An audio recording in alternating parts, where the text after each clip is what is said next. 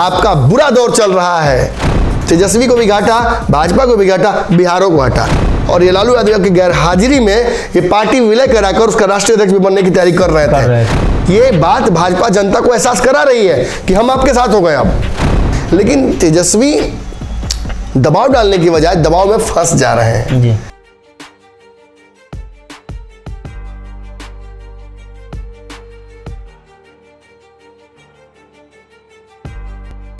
नमस्कार, पंचनामा देख रहे हैं आप, जहां हम करते हैं खबरों की चीरफाड़। हर रोज हमारे स्ट्रेचर पर कोई ना कोई खबर होती है और डॉक्टर साहब चीरफाड़ करके बताते हैं, तह तक पहुंचते हैं और बिहार में चल रही राजनीतिक घटनाओं पर विश्लेषण करते हैं। लालू प्रसाद यादव बिहार में नहीं है और लालू प्रसाद यादव तेजस्वी के ऊपर छाता की तरह हमेशा रहते हैं, ना धूप लगने देते हैं और ना ही बरसात के पानी। अब ऐसे में लालू प्रसाद जब नहीं है तो तेजस्वी को वो छांव कौन देगा, तेजस्वी को उस पानी से कौन बचाएगा जो पानी समय समय पर नीतीश कुमार डालते हैं, कभी भारतीय जनता पार्टी डालती है।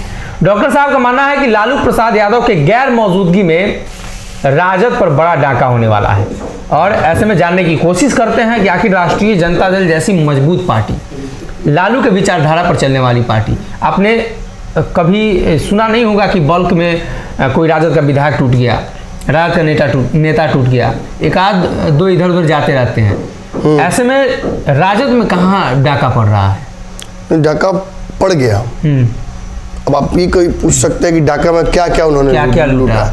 आपके घर में भी रात में याद पड़ा, परसों डाका पड़ा था, कुछ नहीं लेके गया था जी, मिला ही नहीं। लेकिन बुझाया क्या आपको? उठे तो खुला हुआ गेट, सब कुछ अस्त व्यस्त था। मेन जहाँ पे आपने रखे थे सामान माल सब जो कमा के रखते हैं आप, वहां तक नहीं पहुंच पाए लोग। वही बात है, नीतीश कुमार भी डाका डाले लेकिन वहां तक नहीं पहुंच पाए जहां लालू यादव ने सारा अपना राजनीतिक माल मलवल सब रखा है, जमा करके रखा है। निश्चित तौर पर नीतीश कुमार इस बार 2020 के चुनाव में कमजोर हुए और भाजपा ने बहुत सही खेला नीतीश कुमार को कमजोर करने का दाव। यहाँ तेजस्वी यादव से एक गलत डिसीजन हुआ, नीतीश कुमार के साथ उनको नहीं जाना चाहिए था। देखिए, मैं अपनी बात नहीं कह रहा हूँ, ये एक पॉलिटिकल बात कह रहा हूँ। नीतीश कुमार को यहाँ उनके हाल पर छोड़कर उनकी राजनीति को समाप्त कराया जा सकता है, जैसे मायावती की राजनीति समाप्त हुई। जी।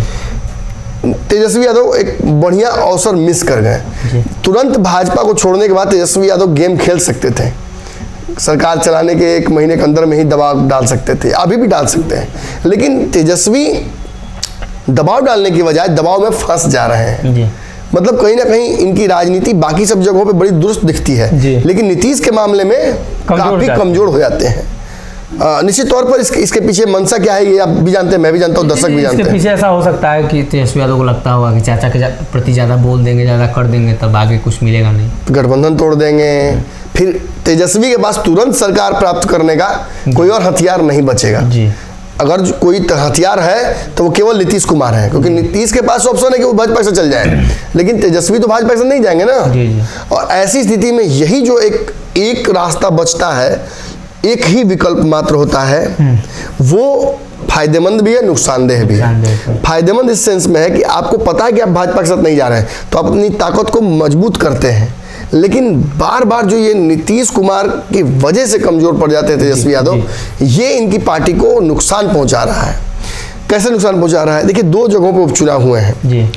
अक्सर उपचुनाव को लोग बहुत हल्के में लेते हैं, लेकिन मैं उपचुनाव को बहुत गंभीरता से लेता हूं, इसलिए क्योंकि मैंने देखा है उपचुनाव ने ओरिजिनल टेस्ट है सरकार का। बिल्कुल, उपचुनाव ने कई बार तय कर दिया कि क्या होने वाला है अगले समय में। और खास तौर पे जब इतना मोन्यूमेंटल डिसीजन नीतीश कुमार ने लिया और बिहार में राजनीति में इतना बड़ा कांड हुआ कि सरकार आधे ही रास्ते पर नीतीश कुमार ने फिर तोड़ दी और तेजस्वी के साथ सरकार बना ली, तो उसके बाद उपचुनाव हुआ तो निश्चित तौर पर जनता के मैंडेट क्या है ये महत्वपूर्ण होता है। 3 में अगर 2 भाजपा जीतती है तो आप ये कयास लगा रहे हैं कि 24-25 में भाजपा की तरफ झुकाव ज्यादा होगा? निश्चित तौर पर भाजपा ने अपनी खोई हुई साख, भाजपा ने बिहार के समीकरण को वापस प्राप्त कर लिया, समझ लिया कि बिहार को कैसे चलाना है और ये भाजपा के लिए बहुत बड़ी जीत है। नीतीश को शहीद करके भाजपा को फायदा होगा?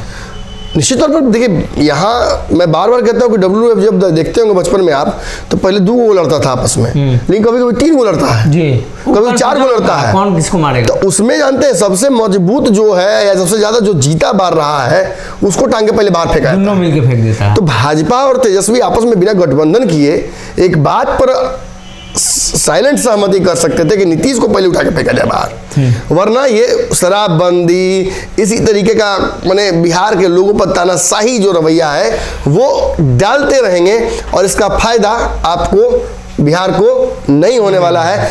तेजस्वी को भी घाटा, भाजपा को भी घाटा, बिहारों को घाटा। तो ऐसा व्यक्ति को काहे नहीं दिल्ली में भेजा जा रहा है, क्यों उनको बिहार में जबरदस्ती रखा जा रहा है?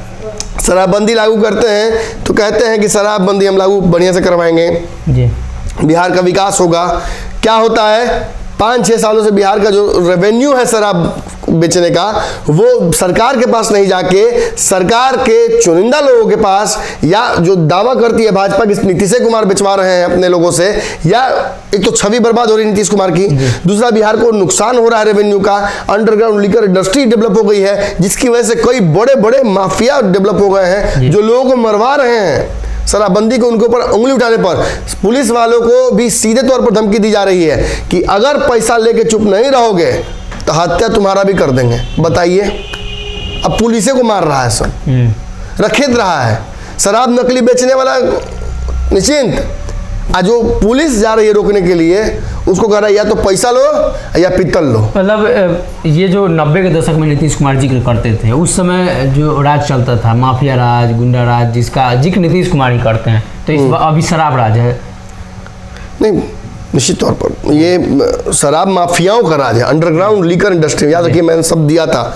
ये वाकई बहुत बड़ा नेक्सस हो गया है और आप निश्चित रहिए, मैं केवल ये नहीं कहूँगा कि जदयू के लोग इन्वॉल्व है, इसमें सभी पार्टियों के लोग इन्वॉल्व हैं और सभी पार्टी के वो नेता जो कहीं ना कहीं इस धंधे से जुड़े हुए थे वो आज भी जुड़े हुए हैं। सबकी जाँच होनी चाहिए, सबने संपत्ति कहाँ से अर्जित की पिछले 16 के बाद से शराबबंदी लागू होने के बाद, उनकी संपत्ति कहाँ से आई, किस माध्यम से आई, क्या बाहरी लोग बेचते बिचवाने शराब में उनके लोग कितने फंसे, उनके यहाँ काम करने वाले लोग कौन है, उनका फोन ट्रैक होना चाहिए, तब शराबबंदी लागू होगी।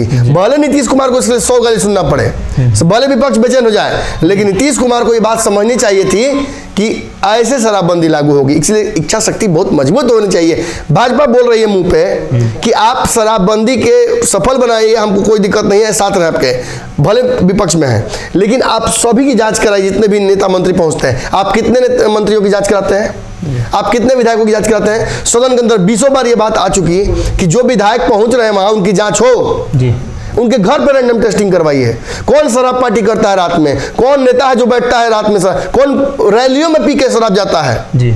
मैं जानता हूं कई लोगों का नाम नहीं बोलूंगा, ये मेरा काम नहीं है, ये नीतीश कुमार जी का काम है, ये उनके अंडर जो आती है पुलिस उसका काम है, ये हमारा काम नहीं है। हम एक्सपोज करते हैं, हम यहाँ पे नाम नहीं बता सकते लोगों का, आपको पकड़ना चाहिए, लेकिन नहीं हो रहा है।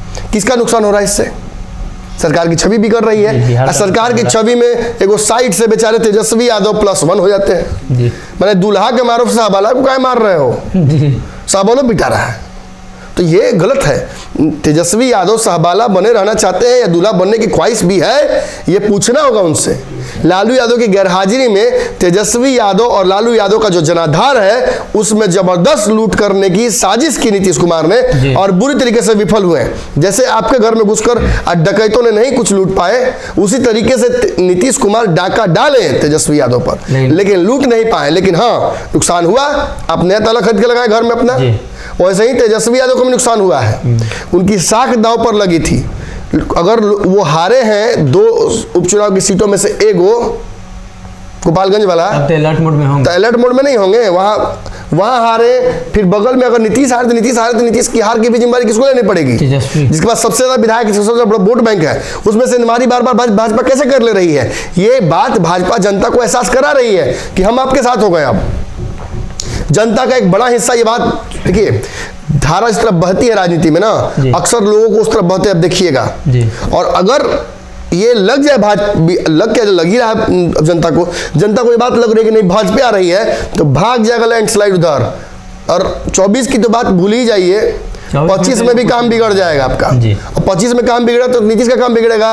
अब तो खुल के बोल रहे हैं नीतीश कुमार की 25 में तेजस्वी है, होने वाला नहीं है तेजस्वी, तो अभी से उनका लुटिया डुबाने की तैयारी कर दिए हैं। एक तो यादव नहीं वोट दे रहा है, मुस्लिम वोट नहीं दे रहा है, कुर्मी कुशवाहा नहीं दे रहा है, ओबीसी आपसे दूर भाग रहा है। काहे भाग रहा है महाराज, काहे भाग रहा है?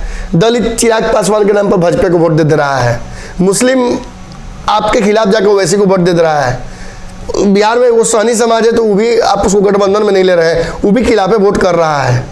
भूमिहार समाज थोड़ा सा आपको कहीं साथ दिया तो अब आपके खिलाफ वो भी हो गया है पूरी तरीके से। आप भूमिहार को राष्ट्रीय अध्यक्ष बनाकर भी वोट नहीं ले पा रहे हैं। आपका बुरा दौर चल रहा है, आप विनाश काले विपरीत बुद्धि हो गए हैं और आप अब तेजस्वी यादव को डूबती नाव की तरह लेके डूबना चाह रहे हैं, तो ये गलत है। तेजस्वी यादव को ये बात समझना होगा।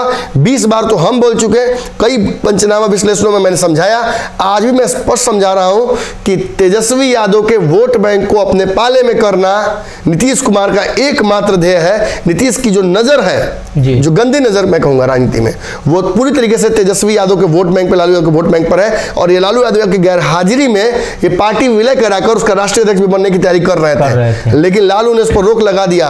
यही तो कहा जाता है कि कालजयी नेता वो नेता जो हमेशा एक्टिव रहा, और वो नेता जो कभी भी फैसला लेगा तो उसमें उसकी छवि दिख जाएगी उसके फैसलों की, और यही लालू यादव के फैसलों में दिखता है। खैर आगे बढ़ते समय ये बात जरूर बोल दूंगा कि तेजस्वी यादव ने अपने से अपने पैर पर कुल्हाड़ी मारी है। ना तो उन पर दबाव था नैतिक, ना उन पर नीतीश कुमार का कोई दबाव था, ना सत्ता प्राप्त करने के लिए उनके पास विधायक कम थे कि उनको नीतीश की हर बात माननी थी। मंत्री आपके गए, जातीय समीकरण आपका बिगड़ा, वोट आप ही से लेना है। तो अजीब बात है, आपका सामान आप ही के घर डिलीवर करने के लिए हम पूरी उसका जो श्रेय है मैं लूंगा। मैं तो कब डिलीवरी करने जा रहा हूं, तो डिलीवरी एजेंट को आप श्रेय देते हैं चीजों का लाने का? नहीं। और यही कहीं ना कहीं नीतीश कुमार को श्रेय देकर तेजस्वी यादव जो भी बिहार में अच्छा हो रहा है नीतीश कर रहे हैं, और जो खराब हो रहा है भाजपा पूरी तरीके से तेजस्वी के माथा पर थोप दे रही है, अब पुराना वीडियो वायरल करवा दे रही है जी। तो इसमें बचता कौन है? सबसे चिकन कौन? नीतीश कुमार। तो कहीं ना कहीं तेजस्वी यादव की पार्टी जो है राष्ट्रीय जनता दल अकेले बिहार में सरकार बनाने के करीब पहुंच चुकी थी, और नीतीश के आने के बाद चुनाव तेजस्वी हार रहे हैं। 3 सीटों का उपचुनाव और तीनों में तेजस्वी की हार मतलब स्पष्ट है। ये आने वाले दिनों में जनता मूड बना चुकी है, और कई नेताओं ने दावा भी किया है कि नीतीश की वजह से तेजस्वी की छवि खराब हो रही है, और खुद राजद के नेताओं का ये मानना भी है कि तेजस्वी यादव को अब इस पर विचार करना चाहिए, तेजस्वी को कमान खुद ही ले लेनी चाहिए।